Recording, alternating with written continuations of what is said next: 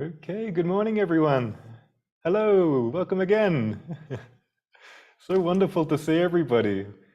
We've got such a beautiful group here in Zoom. It's really nice to see everyone. Okay. Well, okay, so we have a wonderful movie this morning. I really love this one, and I haven't seen David show it before, so I'm really looking forward to this. So anyone who's joining new, I'm Peter. I'm going to be hosting today. And I'll let you know how the day is going to go. So we have the movie with David at the start, and then we're going to have a 10-minute break, and we have breakout rooms after there where you can share any emotions or experiences you had with the movie. And then we'll have a 45-minute break, and then we have the Q&A session with me. So I'll pass it over to you now, David. Thank you, Pete. Welcome, everyone. So glad to see you all. What a great movie we have today. Wow. We're going to have such a joyful experience, and I hope the whole day for you is just filled with bursting love and happiness and joy, because that's our natural state of mind, is pure joy. So some of you know what we do is during the week, you vote on different themes. You tell me what themes are important to you, and then you vote on them. And then I pray to Jesus and I just say, okay, what do we got? Give me a movie for these beautiful themes that people have submitted from around the world. And then we watch a great movie together and we have a lot of fun and we feel the spiritual enrichment of the truth coming through us, through our hearts, with all our brothers and sisters. So this week, the top theme that you all voted for was experience the true meaning of I need do nothing. That is the deepest teaching in the history of the universe. I need do nothing. You are perfect as you are right now, and you need do nothing for that perfection. You already are that. You are that this very instant, this moment, and you need do nothing. And to me, when I was reading A Course in Miracles, I said, wow, that is hands down the deepest teaching. When I came across that subsection in the text, I need do nothing, I thought, wow, that is absolutely amazing. And Jesus was saying, well, there are other methods, and other methods everybody will make it back eventually, but he said, I'm going to give you the fast track, which is I need do nothing. And he said, your way will be different, and not in the form sense, but in the purpose sense. He says a holy relationship is given you as a means of saving time. That's just his way of saying in the present moment, everything is healed right now if we just fully devote our attention to this present moment. So that is by far the top vote getter with 49 votes. And when you hear those words, I need do nothing, there may be another voice in your mind that goes, right, what about my children? What about my job? What about my cleaning task? Or what about the many things I have on my to-do list today? Maybe you have a written to-do list. Maybe it's not written, it's just in your mind, like lurking there. I have to do this today, I have to do that. And then you have Jesus Christ calling you, saying, no, actually the truth is, I need do nothing. The key word there is need. In heaven, with God, there are no needs. In heaven, there are no wants. And so in heaven, there's nothing lacking. And we could say that key word in I need do nothing is need. If you believe you have needs, then this is where the forgiveness work comes in, because God didn't create you as a being with needs. God created you as a perfect being of light. And if you believe you have needs, then that just means that there's some forgiveness work, some emptying out of consciousness, some clearing. So that's a beautiful first theme right there. I need do nothing. And the do part may bother you a little bit. You may say, well, that sounds like idealism. I need do nothing. But what if all doings were based on your belief in the body? And what if you really weren't a body at all? What if you were just pure light and the body was just a figment of imagination? And then that you imagined that this body had to do many things. That's the to-do list. But what if you thought of the body as more like a twig, a little branch, a little twig, and instead of focusing on the branch, you just threw the branch, the little twig, into the river, and wood floats. So you watch this little twig bobbing and weaving as the current of the river took the twig, and the twig didn't really do anything. It was just floating. Imagine that you had an awareness that your body was just floating in a giant river and it wasn't doing anything. It never did anything. It just floated. And you had convinced yourself that you were doing something when really the twig was just floating down the river, you see? So I want you all to join me today in opening your mind and your heart to being a floater, to being able to watch the body as if it's a floating twig in a river. The current will carry it. You don't even have to worry about where the current's going to take it, because the current will take it to the ocean, where the twig will be swallowed up in the vast ocean. So I'll give you a hint. It's a big ocean. It's heading for a big ocean. But even while it's on the river, you don't have to be concerned about that twig. The current will take the twig to the ocean without you doing anything. Hence, I need do nothing. That's the joy of this present moment. Okay, second one is finding spirit within. Very precious, finding spirit within. Third one, loss of any kind is impossible. And the fourth one, safety in form versus true safety.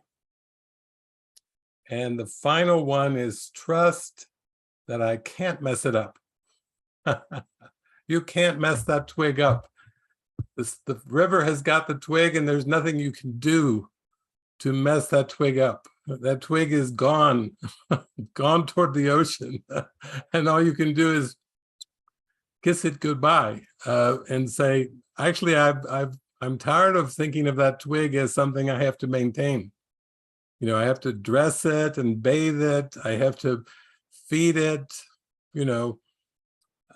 but even in terms of I need do nothing, wouldn't you want to know a state of mind where you're not thinking that the body needs oxygen to survive, that the body needs food to survive, that the body needs water to survive, which is very analytical, this survival thing, and instead the twig will float to the ocean.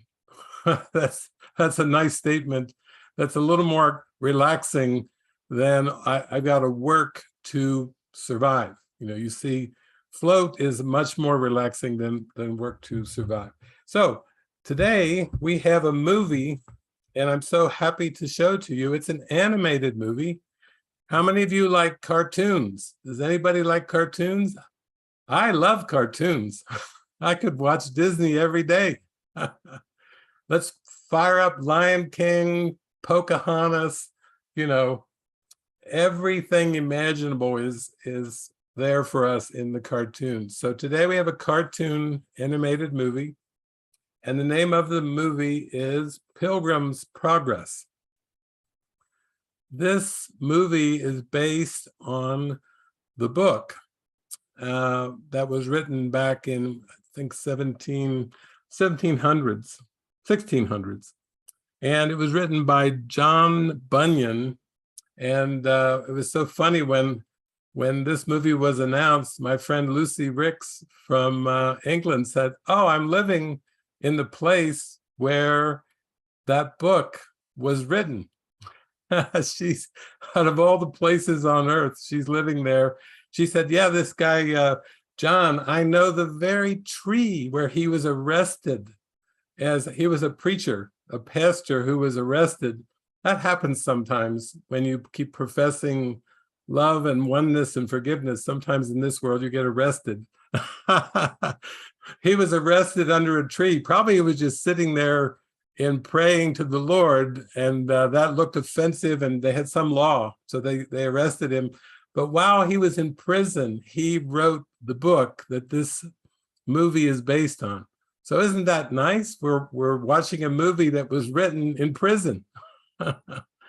I think Gandhi actually did some of his best work in prison too. He did a lot of writing, and Gandhi loved it when they locked his body up, because he was really free then. His mind was super free when they locked his body up, because he didn't even have to care for the body. They'd feed him and put his body in a cell. He thought, this has got to be the best form of meditation I've ever done. I think he did more writing in prison actually than he did when he had his family. He was more freed up in prison than he was when he was with his family. So in this movie, we're going to see the main character, and the main character's name is Christian. So Christian he's a family man. He's got a wife and children, and he lives in the city of destruction. And I know a lot of you may be saying, well, I don't really call the city where I live the city of destruction. Does anybody here live in the city of destruction? I think all of us do, but we haven't admitted it. We have to go to science to tell us a little bit. In science, there is a term, if any of you know anything about science, there's a term called entropy. Anybody ever heard of entropy? Yeah, everything in time and space moves toward destruction. Everything, without exception.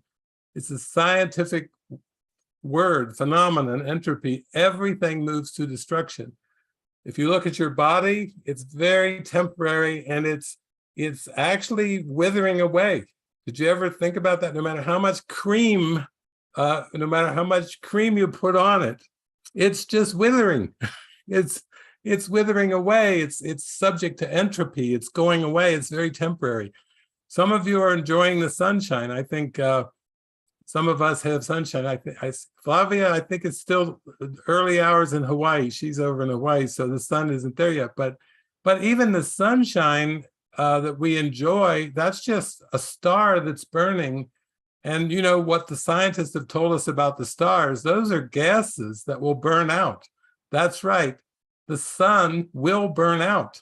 Every single star is just burning gases, and just like a candle, it's only got so much time, and then it's going to burn out. And when it burns out, what happens? Blackness.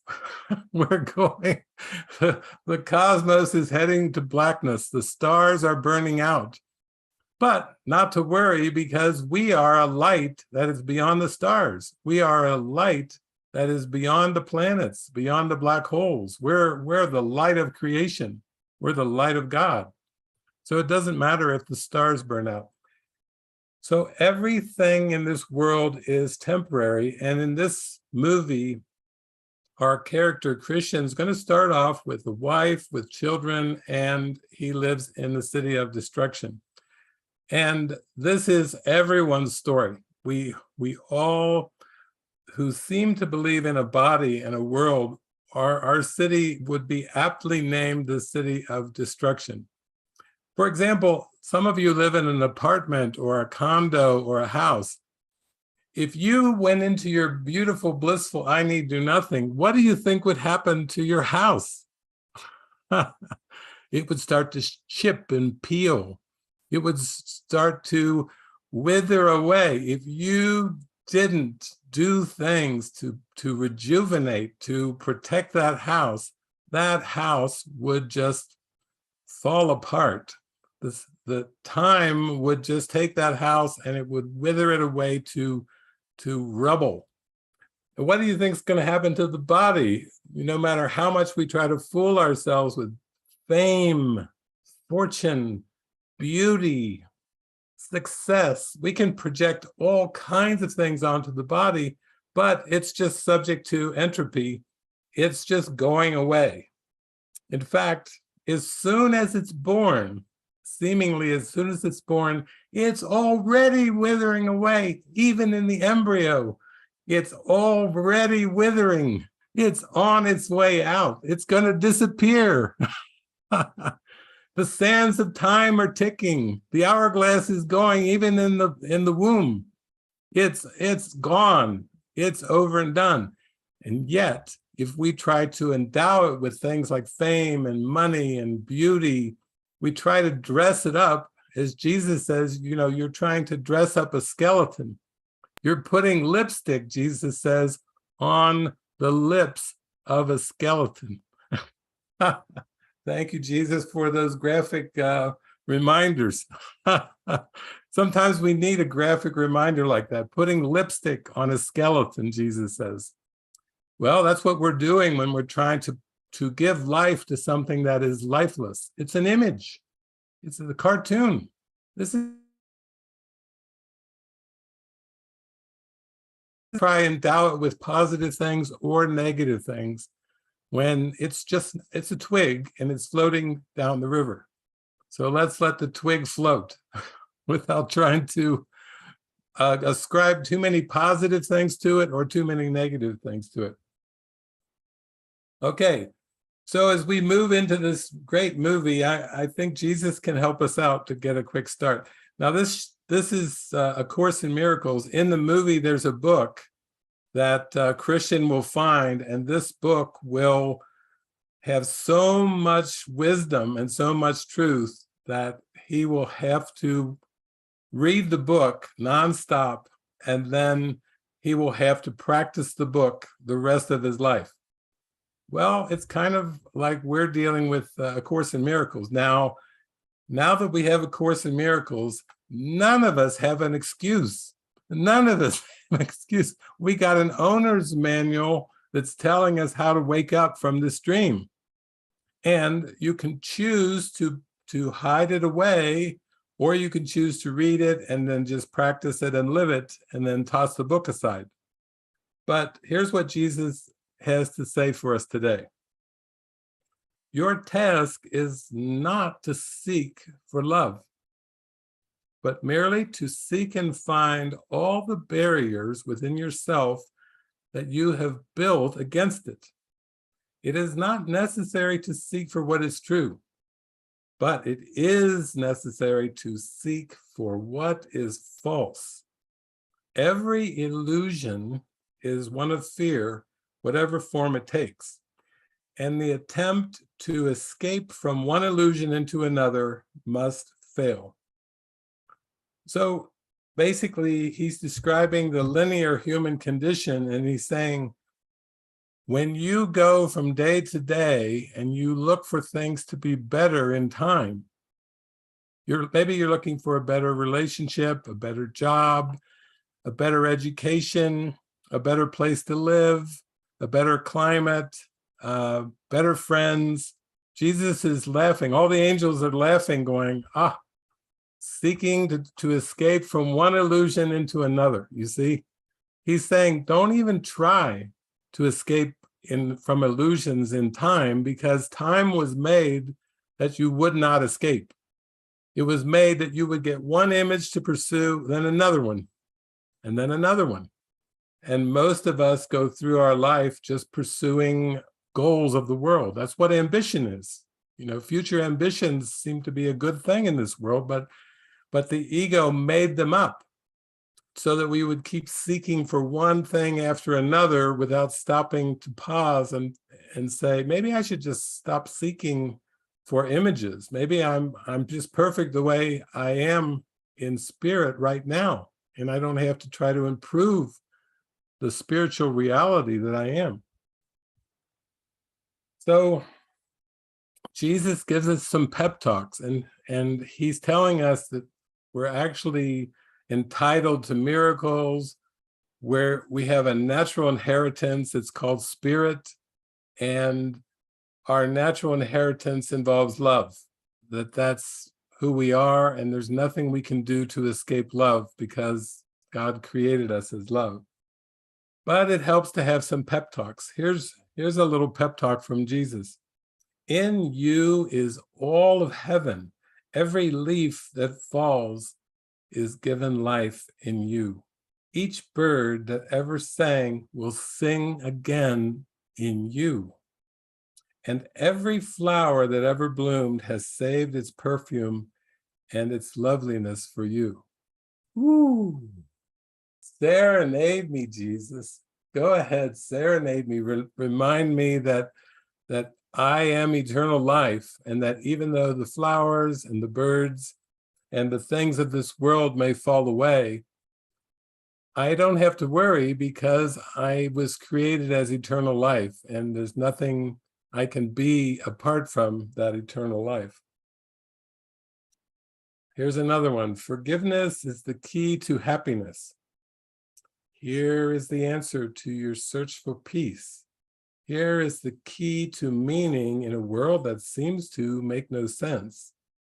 Here is the way to safety in apparent dangers that appear to threaten you at every turn and bring uncertainty to all your hopes of ever finding quietness and peace. Here are all questions answered. Here the end of all uncertainty ensured at last. Jesus is he's just serenading us. He's serenading us with tunes of forgiveness. Come to the present moment and be free. Just calling softly, like a soft instrument playing, come to the present moment and be free. And then I think this has got to be one of the things that inspired me the most. I remember I was inspired by the course, but when I got to lesson 122, I couldn't wipe the smile off of my face. It was too big. I couldn't wipe my smile away. Forgiveness offers everything I want. What could you want forgiveness cannot give? Do you want peace? Forgiveness offers it. Do you want happiness? A quiet mind, a certainty of purpose, and a sense of worth and beauty that transcends the world. Do you want care and safety and the warmth of sure protection always? Do you want a quietness that cannot be disturbed, a gentleness that never can be hurt, and a deep, abiding comfort and rest so perfect it can never be upset? All this forgiveness offers you, and more. It sparkles on your eyes as you awake and gives you joy with which to meet the day. It soothes your forehead while you sleep and rests upon your eyelids so you see no dreams of fear and evil, malice, and attack. And when you wake again, it offers you another day of happiness and peace. All this forgiveness offers you, and more. And it just goes on. I remember the first time I read it, I was like, oh, please, oh, I can't take it. He just goes on, and more, and more, and more. The present moment offers you everything, everything. So in today's movie, we're going to see that Christian has got to make a decision whether he's going to follow what the book says and go on a seeming journey to find the celestial city. He's being told he can leave the city of destruction and go to the celestial city. Doesn't that sound good? That sounds like a nice alternative to me. City of destruction, celestial city. He's being told he can go to the celestial city, but he will have to face what's in the unconscious mind, as we all do. Whatever we believe in, if we believe in evil, we will perceive evil. If we believe in obstacles, we will notice obstacles. If we believe in hardships, if we believe in challenges, if we believe in difficulties, we will perceive hardships and challenges and difficulties. It's all our mind. Really, we're perfect, but as long as we believe we're something other than perfect, really we're everything. But as long as we believe we're less than everything, really we are innocent. But as long as we believe that we are guilty, then we have to watch the scenes that come on our movie, our dreamscape. And every scene that we see is just an opportunity to forgive ourselves for thinking of it. Why do we have to have demons? If God didn't create demons, why would we have to have demons? We don't need demons. I don't know about you. I don't enjoy demons. I am not a fan of demons. I'm a fan of love and joy and peace. And yet, whatever is believed in will appear on our dreamscape for us to walk past it, to not give it any power, to not be distracted by it. And what I have found is that instead of being dependent on the body or dependent on the world, that it's better to be dependent on your intuition. We all have a great, great intuition. It's a spectacular intuition, and that's what we should be depending on, not on anything but our intuition. Sometimes when I've traveled around the world, people will say, why do bad things happen to me? And what I say is, well, the world's just a reflection of the state of mind. And I do say, if you want anything from this world, the world will want something from you. So when you are purely in a state of giving, like a flower gives off its perfume and fragrance, you don't want anything from the world. You're just as happy as a singing bird, and you're just going to keep singing your song all day long. In fact, I know some birds that even sing at night, but you're just going to sing all day long because you have a happy song, and that's all you know. But as soon as you pause and you start to think, I want something from this world. It doesn't matter what. I want money from the world. I want success from the world. I want what the Pat Benatar's song said, treat me right. Dun, dun, dun. If you even want to be treated right from the world, you want something from the world. You're looking for respect from the images of the world. And if you want something from the world, even respect, the world will want something from you. Because as you sow, so shall you reap. This is the law of karma. This is the law of giving and receiving. If you want something from the world, it means you believe in the ego. I'll use the word get. If you want to get something from this world, you believe in separation. God only gives. God doesn't even know what getting is. It's a one-track mind. Give, give, give, give, give, give, give, give. That's all the light knows, is to extend and to give. And because we are children of light, then that is our true motive. So this is a beautiful parable today we're going to watch. This is a beautiful allegory This is the first time when this movie was introduced to me, they said it's based on the second best selling book in the history of the human race. Wow, second best selling book. What's the first best selling book? The Bible. So this book slides in at number 2 behind the Bible. That's a pretty well read book if it's the number 2 seller all time, because we know there's a lot of books. But I think the reason this is such a bestseller is because it touches on our heart in a very, very deep way.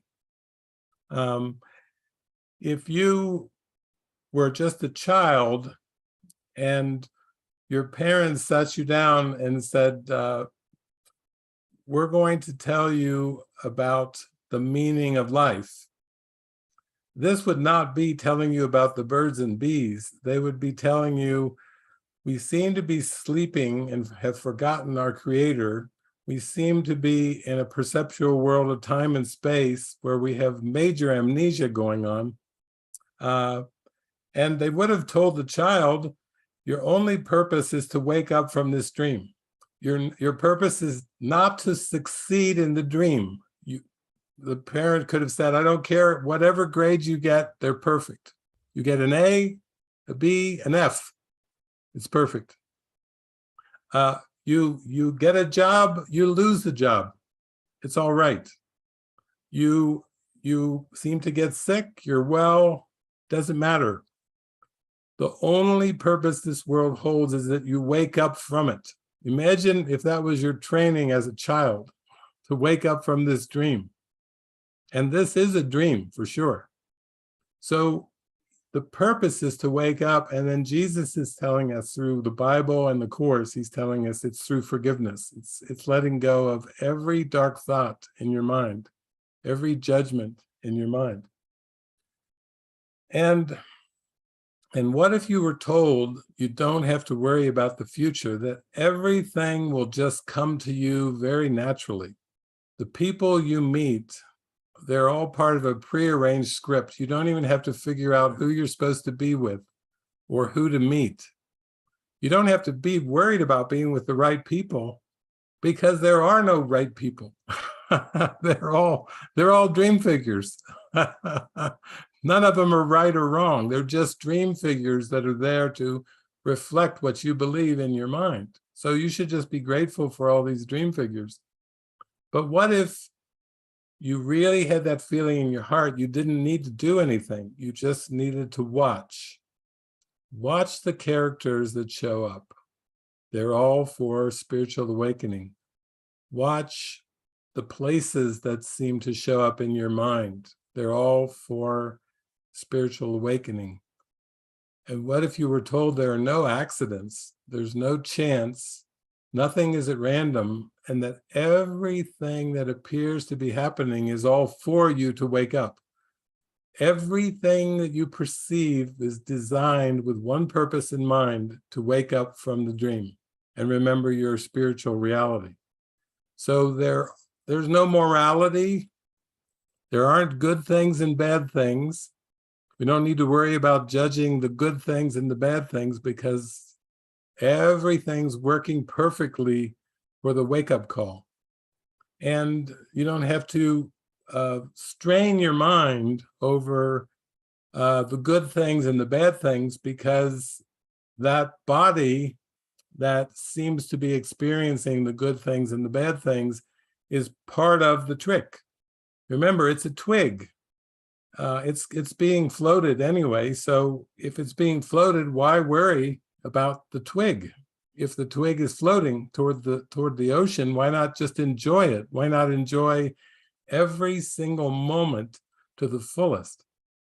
So our main character, Christian, we'll see in this movie begins, he opens up and he has a wife and children, but he is going to feel a deep calling into trust, into faith, and into an escape from the city of destruction. And to me, that's as simple as it gets. If you're not happy with the world in any way, then what you really are praying for is a hope to escape the perception of destruction, the perception of linear time, the perception of a transitory state of being where everything is always fluctuating, but nothing is stable and nothing is certain. Yeah, I think that's something we all really want to escape. We want certainty. We want consistency. We want joy in our hearts, and we won't be content for anything less than absolute joy, bursting joy. Remember what Jesus says, when you wake up in the morning, it sparkles on your eyes as you awake and gives you joy with which to meet the day. Wow, that's a sentence we could hold in our hearts. Sparkles on our eyes as we awake and gives us joy with which to meet the day. So sit back and enjoy the ride today. Remember, you're watching the movie of the cartoons of the second most popular book in the history of the universe. So you can really enjoy it. And I'll pop in from time to time with some commentary to just add a little bit of context to what our friend Christian is going through. So enjoy the ride. I know I will. Thank you.